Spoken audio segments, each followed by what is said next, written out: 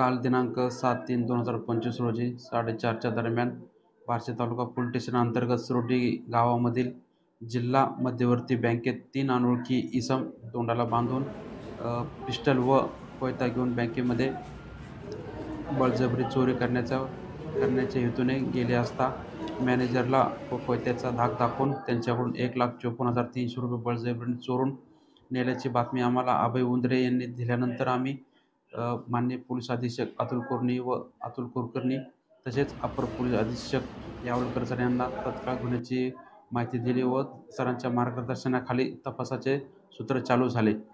सदर तपासामध्ये बार्शी तालुका डिव्हिजनमधील Vairag police station, Mhada police station, Barshi taluka व शहर पोलीस स्टेशन व अख्ख्या जिल्ह्यामध्ये नाकाबंदी लावली. तसेच ग्रामसुरक्षा दलावरती कॉल देऊन सर्व पोलीस पाटील व गावातील लोकांना अलर्ट केलं व आरोपीचं कोणत्या दिशेने आले याबाबत माहिती काढून आमचे काही अंमलदार पानगाव मार्गे त्यांच्या पाठलाग करीत होते. तसेच काही अंमलदार बार्शीकडून त्यांचा पिछा करीत होते. तर आरोपी कासरवाडी व रेल्वे लाईन याच्यामध्ये आल्याची माहिती भेटल्यानंतर आम्ही सर्वजण त्या ठिकाणी पोहोचून आरोपीला झडप घालून आरोपीला पकडण्यात आले.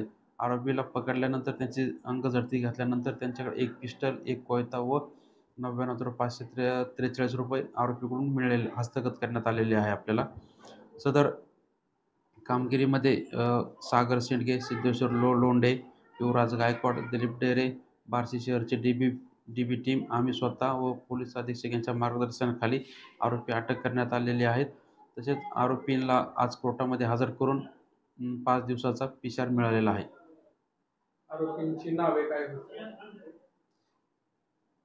त्याच्यामध्ये आरोपी एक सागर अशोक बोकेपुडे वय 27 वर्ष राहणार बार्शी, दुसरा करण किसन लोंढे वय 19 वर्ष राहणार भीमनगर व तिसरा आरोपी हा विधी संघर्ष आरोपी आहे 3 नंबरचा.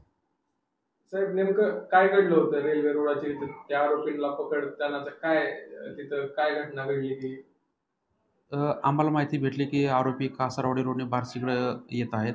तर रेल्वे रोडला तिथं फाटक आम्ही पाडलं होतं व तसेच सर्व गाड्या अशा रोडला आडव्या लावून नाकाबंदी केली होती. तर आरोपी आल्यास त्यांना आम्ही पकडण्यात यश आले तिथे. साहेब, त्यांनी ₹1,54,000 पळवले बँकेतनं, पण परंतु त्यातले ₹99,000 समथिंग काहीतरी अमाऊंट जप्त झालेली आहे. तर बाकीच्या पैशांचं काय झालं, काय घडलंय?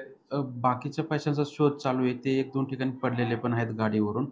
तर या ठिकाणी त्यावेळेस पडले असावे किंवा आरोपी कुठेतरी लपून ठेवले असावे. त्याबाबत तपास चालू आहे.